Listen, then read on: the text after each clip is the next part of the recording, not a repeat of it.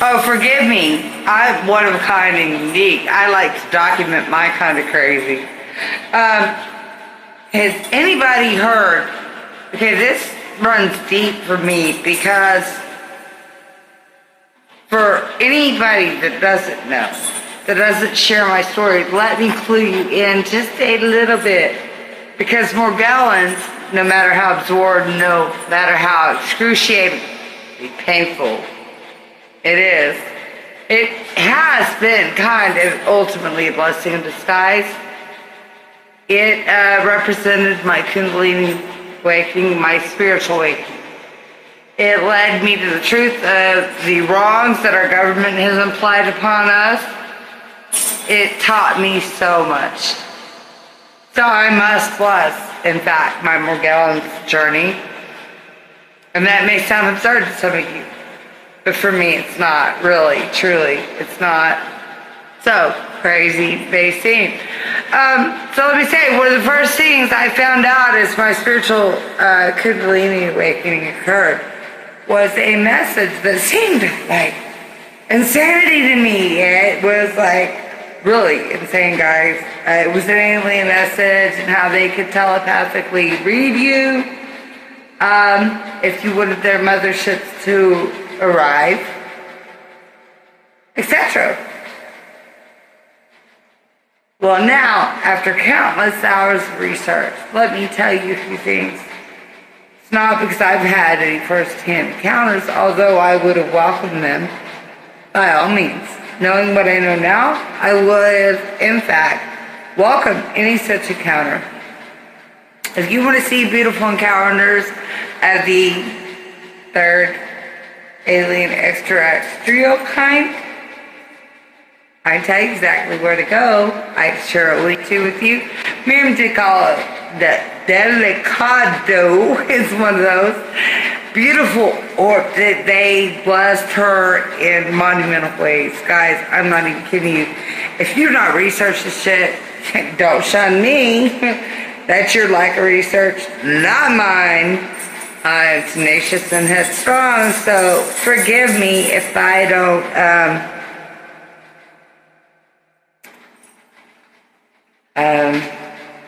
bow to your whatever judgments of me. To say the least, I don't buckle under pressure. I don't. I've been knocked a lot in life, so it's going to take a lot out of you to shun me. And I've listened to several people that have been through this experience firsthand, who people have ultimately defamed their character, etc., etc. Listen to Bob Dean, listen to Corey Good, listen to...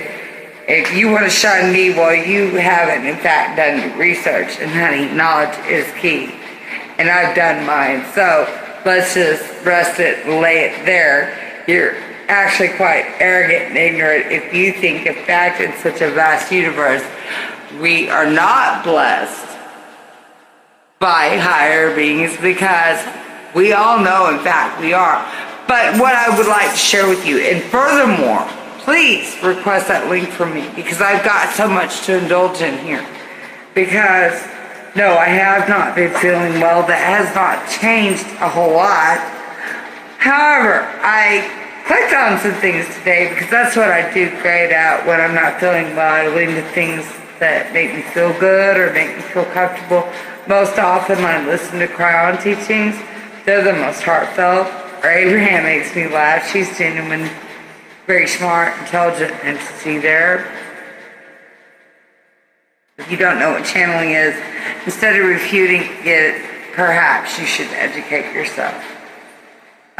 Most of you will call it just demonic. You're going to put it in your box of beliefs. That's all good, honey. You don't got to suit me. Every belief is fine. It's all good. But let me tell you, there's a lot to be said for Cryon and Abraham Hicks teachings.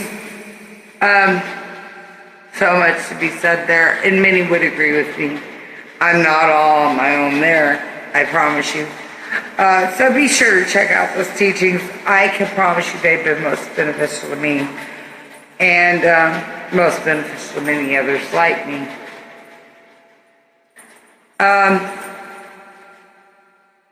Wow, I lost my train of thought. That happens quite constantly with me.